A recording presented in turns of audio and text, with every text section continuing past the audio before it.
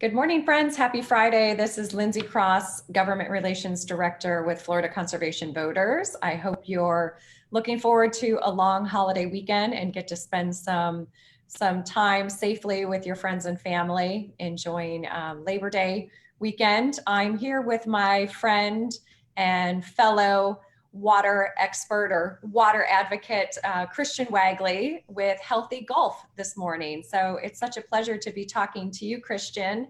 How are you this morning? Hey, Lindsay, I'm doing great. It's a lovely Friday morning here in Pensacola, and it's just a real honor for me to be with you. I love the work that you do. I love what FCV does, so it's great to be here.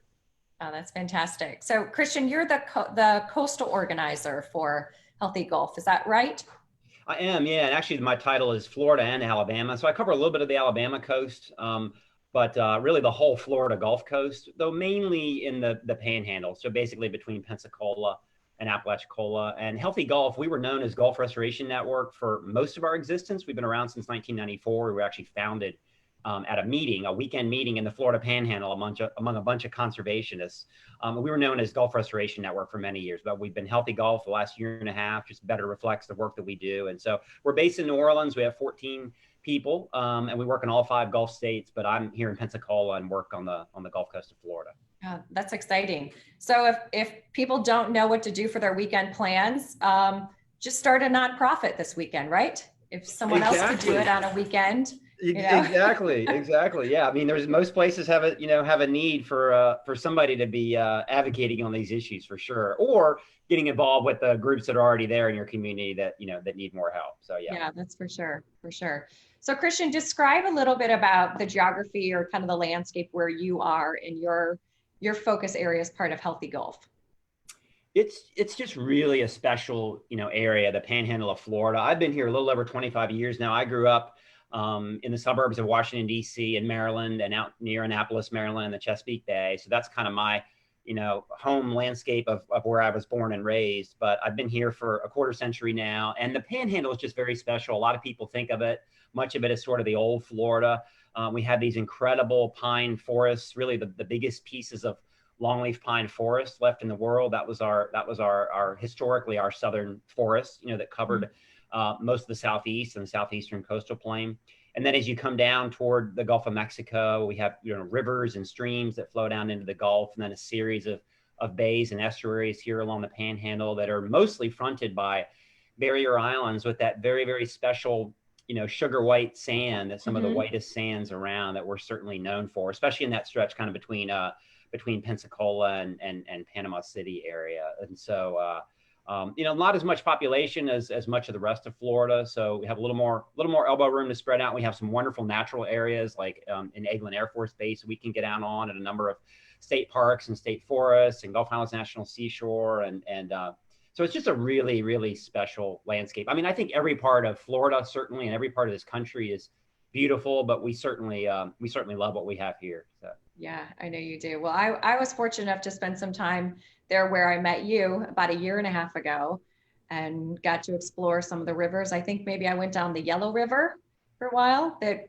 borders Alabama and Florida, and went out to some of your Gulf beaches. So it's a spectacular place.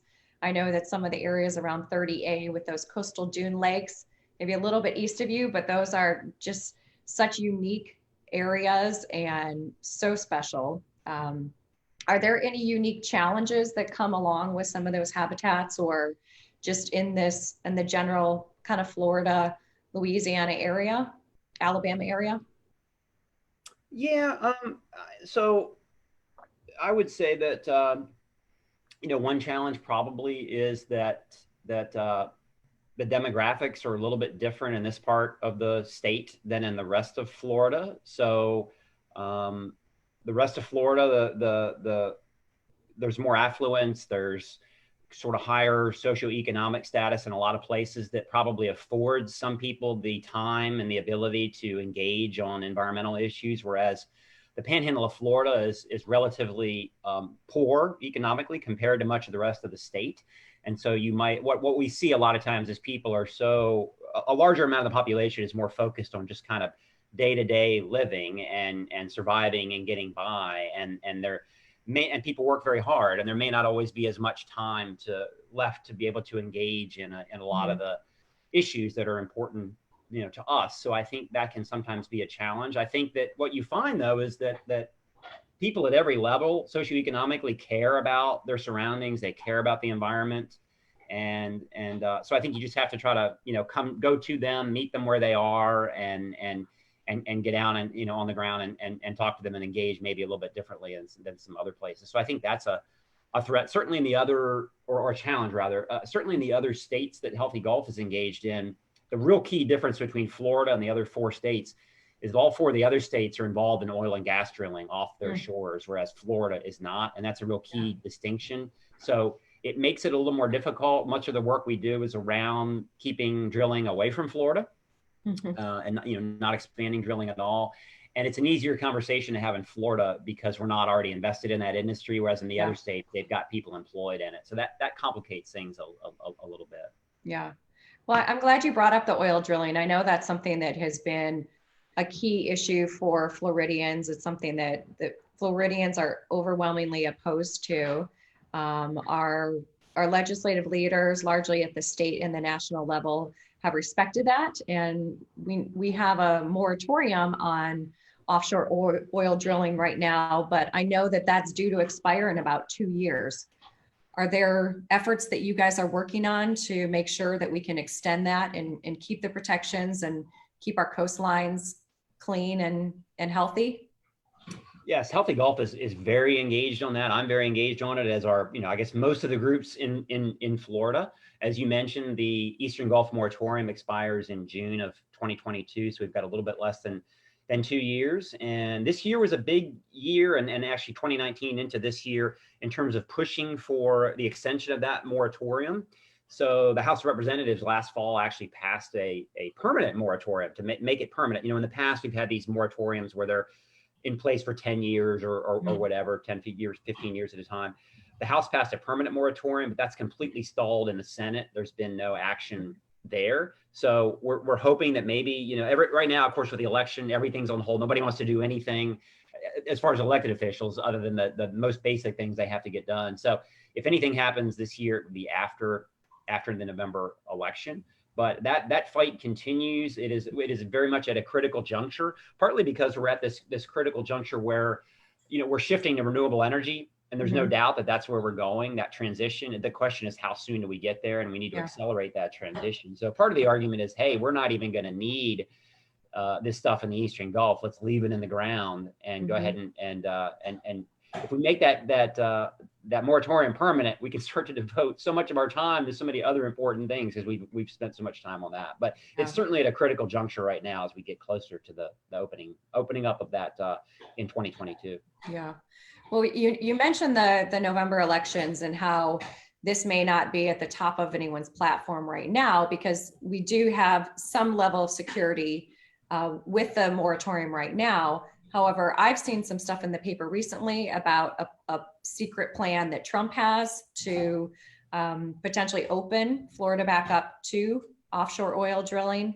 There's one that I'll share with folks here, but it's something that's really disturbing. The president has come out and said, oh no, we're not going to do that. We've already have an order about that. There's actually nothing in writing to support that. And I think it's something that we need to keep top of mind for Florida voters, that just because we're kind of safe from it right now, it doesn't mean that things can't happen on a dime. We've seen all of the significant rollbacks of environmental protections that President Trump and his administration have already done. So I don't think it would be out of the question to see something like this happen, right after the election. So that's something that we are certainly going to be keeping our eye on, and we want to make sure that other people around the state are staying active in that.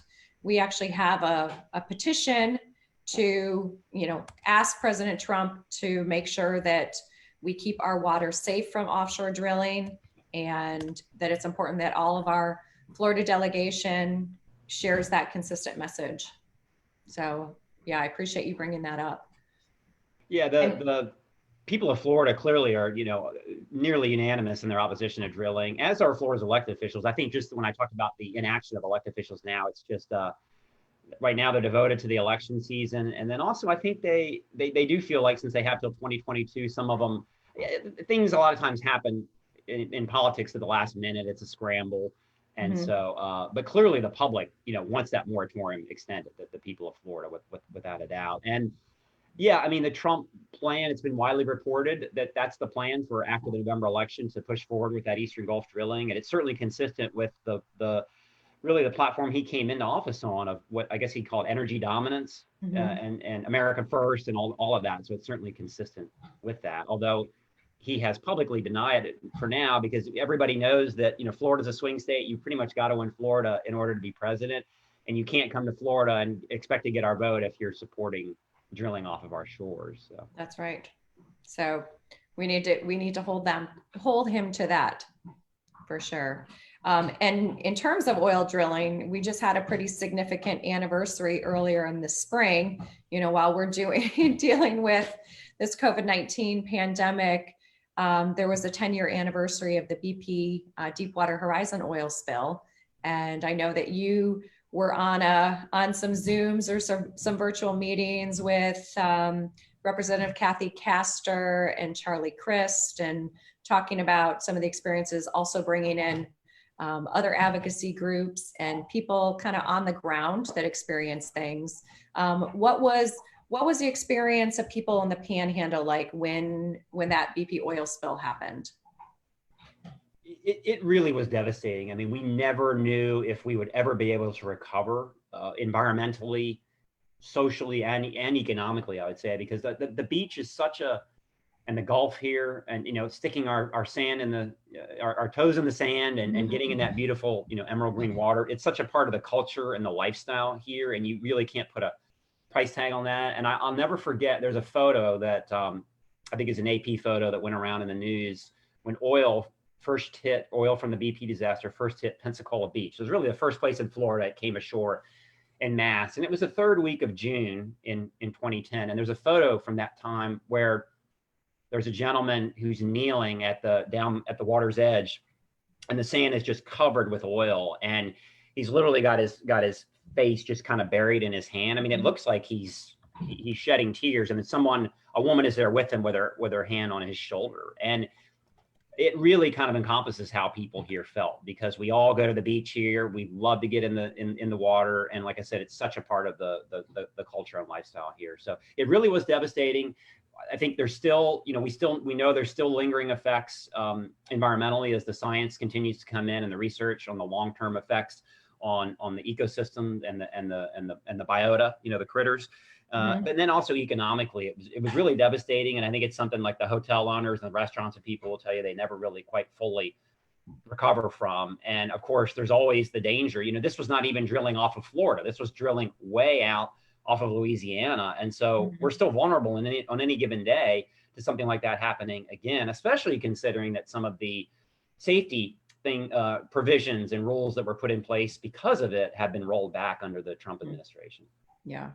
It's just too risky.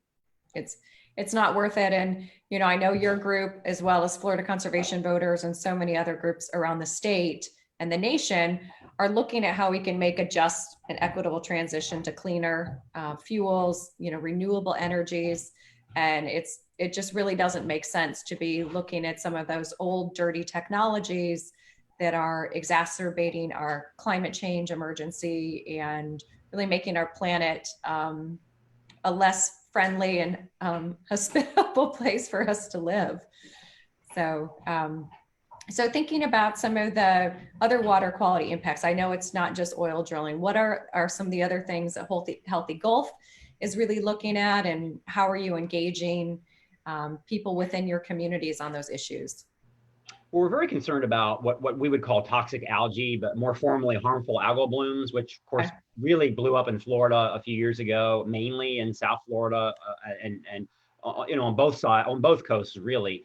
But this is both the red tide and the blue-green algae, separate but somewhat related issues. The ultimate commonality there being how Florida's water system our natural hydrology has been replumbed, obviously, with the Lake Okeechobee and pushing that water out to the coast. And then also really it's the nutrients, it's the nitrogen and the phosphorus that are the precursor to a lot of that. Certainly the blue-green algae, and there is a relationship with red tide as well.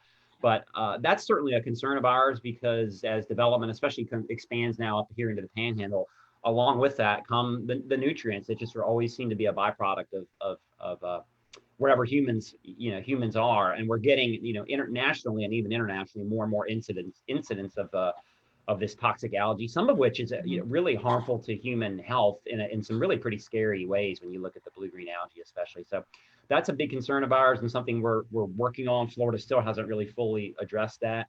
A lot of my work here in the Panhandle deals with industrial and domestic wastewater facilities that are out of compliance. So I do a lot of watching the files with the FDBEP and looking for facilities that are out of compliance, not following their permit, and then try to apply the pressure that's needed to kind of get those resolved by engaging the communities in those areas to fix them. A lot of that work lately has been Panama City has a very deficient sewage treatment system that's really had struggles since the hurricane there. So I've done a lot of work in trying to make sure that they use some of their hurricane recovery monies to fix that deficient system, which has had these kind of chronic overflows and really a lot of chronic issues.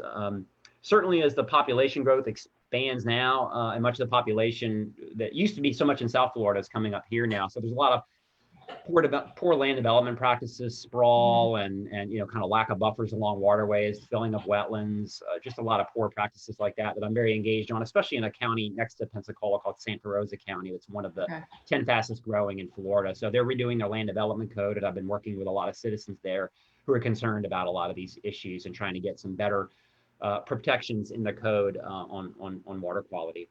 And then land preservation is always part of that. We've got some pretty good areas protected up here, but we certainly need more. I mean, you think about it, undeveloped forest land is the only land use really that doesn't pollute at all. And it's really our filters for the landscape. So we need more and more of that protected forest land and less and less of the footprint of development that we can do through smart planning, and certainly through having the conservation work done at the state level. That's been such a battle, I know, over the last 15 years of getting full funding for that.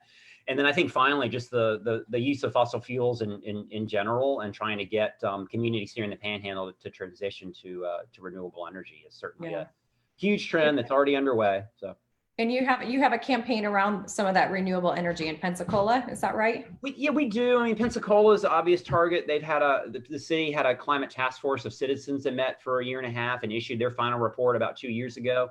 And it's one of its primary recommendations is the city needs to transition to 100% renewables by the year 2040, which is pretty much in line with, there's about 10 Florida cities have already set that goal, anywhere from between 2030 and 2050. And so, I mean, you realize that obviously climate change is almost entirely related to the burning of fossil fuels, but really most of our air pollution is related to the burning of fossil fuels, and much of our water pollution as well. When you look at places where it's been studied, like Tampa Bay, it was around, I think, a fifth or almost a quarter of the nitrogen pollution in the bay was coming from airborne sources, and that's from the burning of fossil fuels. So, so many things get better in terms of the environment and public health as we switch to those renewable sources of energy, which of course for Florida, it's the sun. We have it in abundance. Yeah.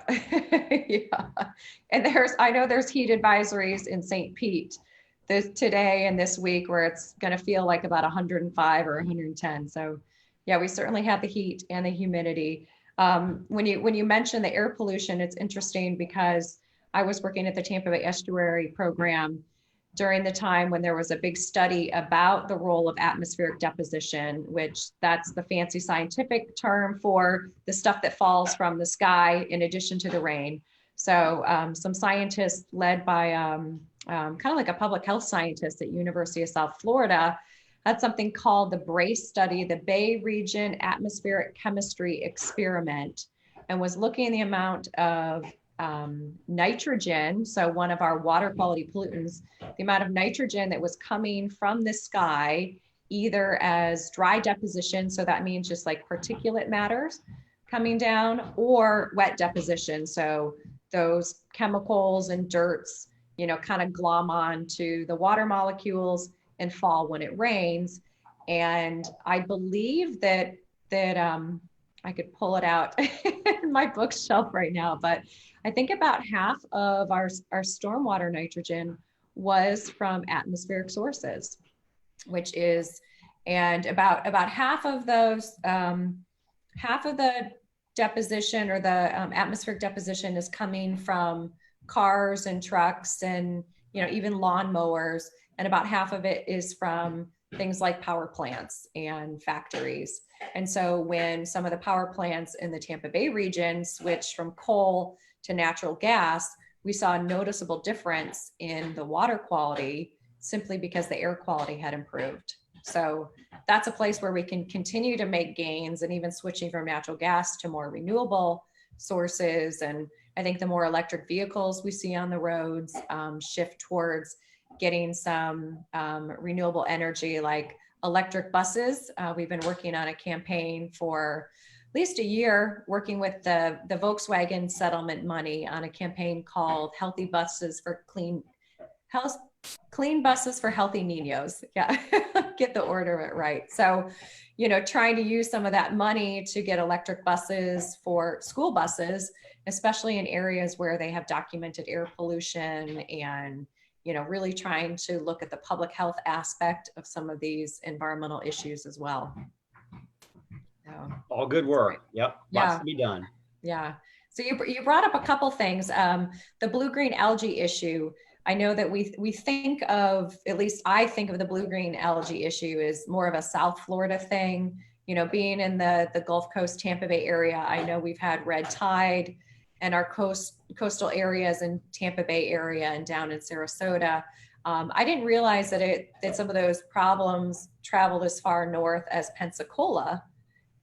So it sounds like this is something that's touching, you know, vast portions of our coastline, whether it's the blue-green algae or the red tide.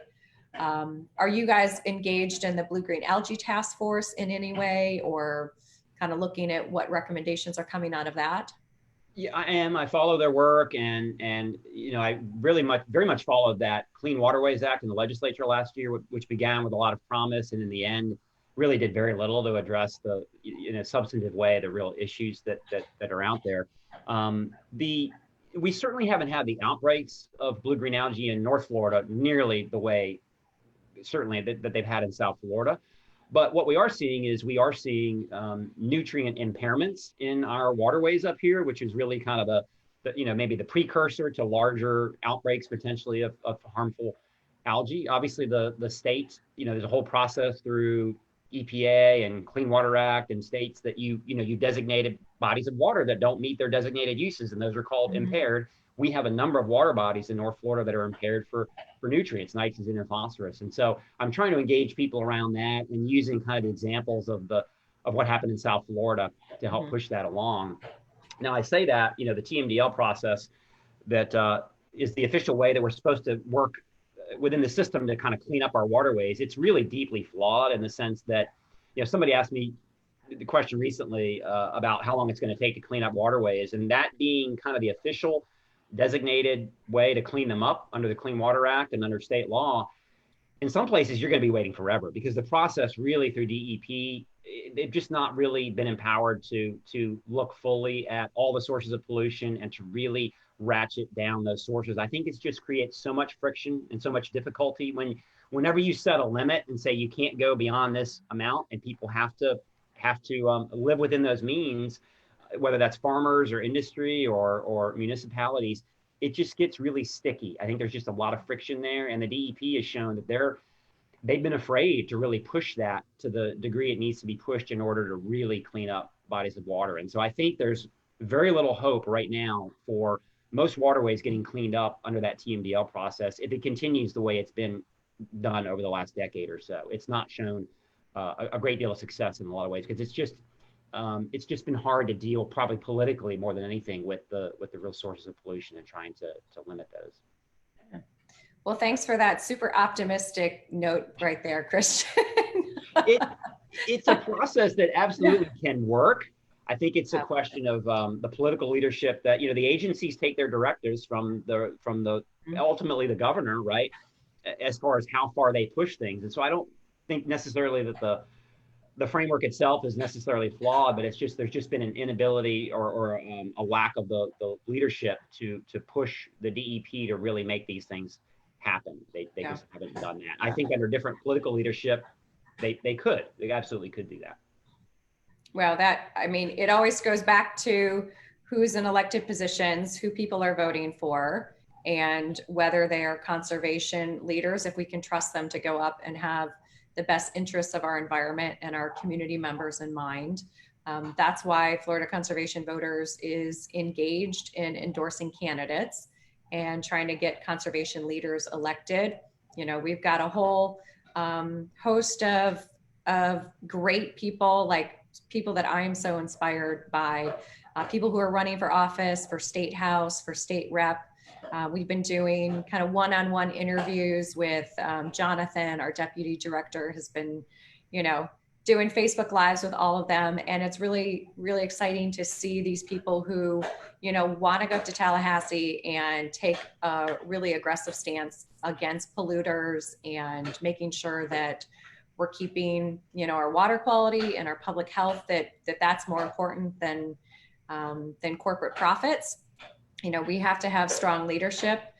I know from being up in Tallahassee that there's a lot of pressure up there, and it's easy to get swayed by the special interests because they got a lot of money and they've got some, you know, some firepower behind them. But the more groups that are engaged and pushing back on that, you know, we start to see progress. I think the $100 million that we got for Florida Forever this year, we had so much support from conservation voters around the state, from Floridians who really care about water and land protection.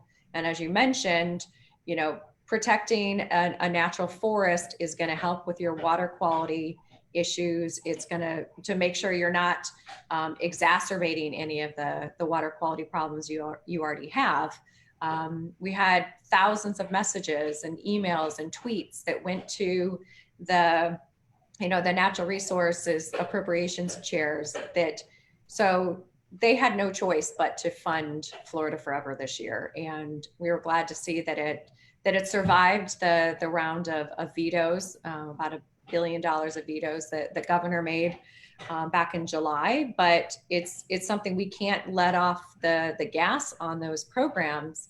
The more development we have, the more land we need to protect. And so we're actually starting a campaign involved with a global movement that we'll be sharing more over the fall and the winter. But it's a campaign called 30 by 30, where we're looking to protect 30% of our water and land by the year 2030. And Florida, compared to other states, is really ahead of the game, but we always can and should be doing more. And the more people that come to this state, the more attention we need to focus on protecting and cleaning up our waters and preserving our natural areas. Yeah, indeed. I know. I agree with it all. All right. So what else, Christian? We're kind of getting to the end of our talk. I know that we could just chat all day about some of these issues and, you know, where we're going to paddle or bike this weekend, but are there other things that you want people to know, maybe specific things that Healthy Gulf is doing? Or I'll put your website. We'll share that website with folks so they can get in touch with you that way.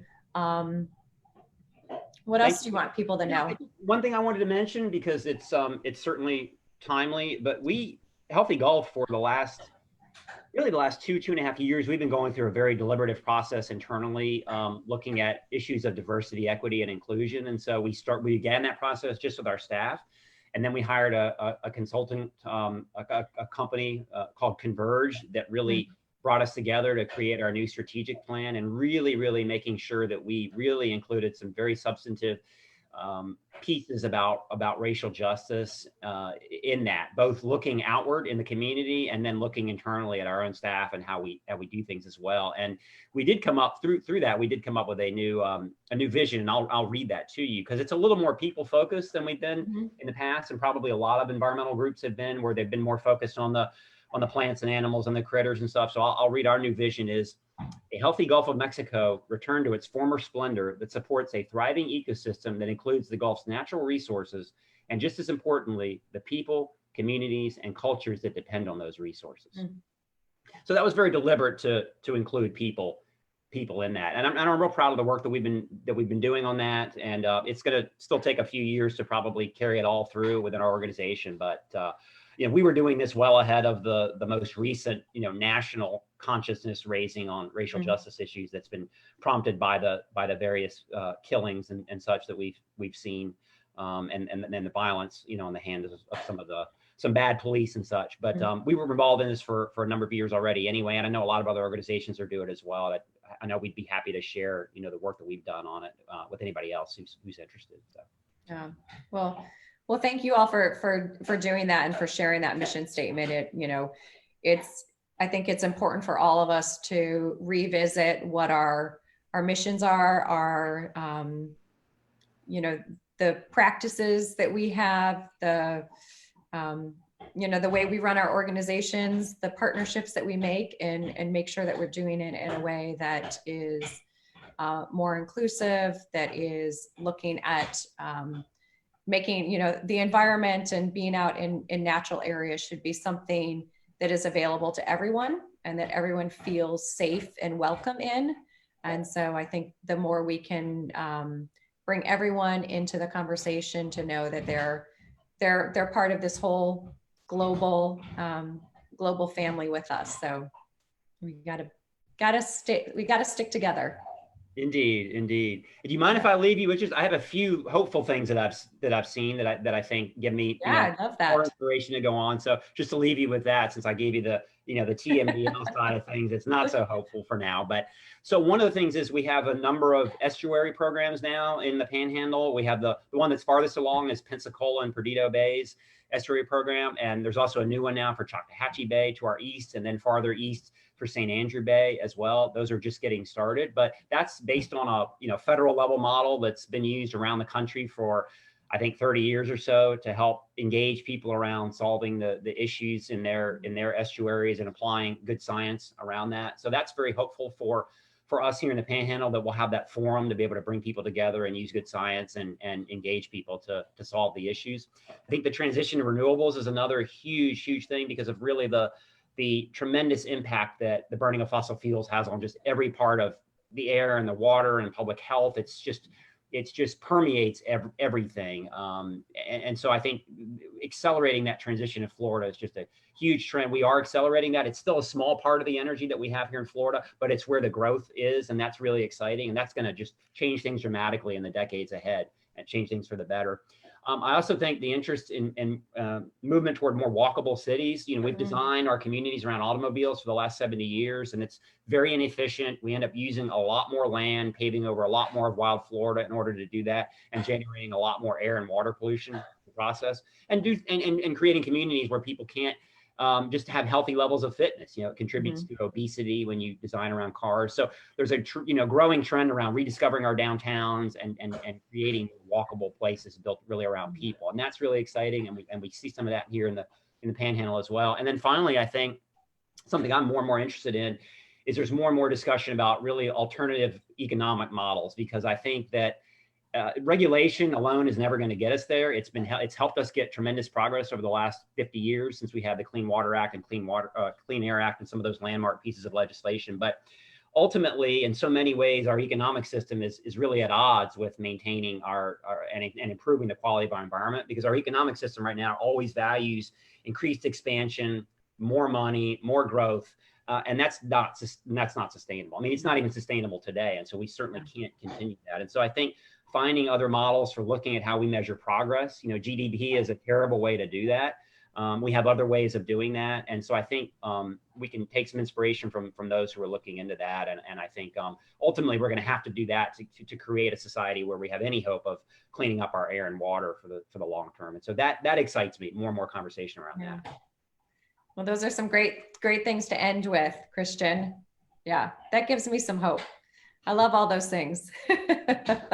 Walkable cities, absolutely. People want to have a sense of place, and They want interesting things to look at. They want to feel safe in their communities, and places that are more walkable certainly cater to that. So, indeed. All right. Well, I don't see any questions that came in. So maybe everyone is just, maybe we answered everything they could have wanted. So I guess my mother didn't get in on this call, huh? Oh my gosh. Yeah. My mom may be playing tennis right now. She'll watch it later. Yeah. So hi to all the moms out there and all the people, schooling their kids from home, virtually schooling. Hope you all are doing well. Maybe Friday before Labor Day is not the primo time. Next time you need to get me a prime time slot. I'm sorry. I'm kidding. I'm always happy to come at any time. Yeah. At any time. It's been a lot of fun. Again. Yeah. So this video will be on our Facebook page. Feel free to share it and get in touch with Christian. Check out the Healthy Gulf website. We've got some of the articles about the oil drilling and Trump's secret plan. We got to make sure that we keep our coastlines, our beautiful Florida coast, safe from offshore oil drilling. And we will all work to protect and improve our waters and make this the best state for everyone to live in. Yeah, please check on our website, healthygulf.org, and we'd love for you to become a member. And you can also just sign up for emails there. It doesn't cost anything, and we can keep you up to date on issues related to the Gulf of Mexico and the waterways along our shores. So we'd love that. Wonderful. All right. Well, Christian, enjoy your bike rides this weekend, your time in the garden, and maybe some time out in the bay. Yeah, I hope to get on my kayak too. So yeah, thank you. You do the same, Lindsay.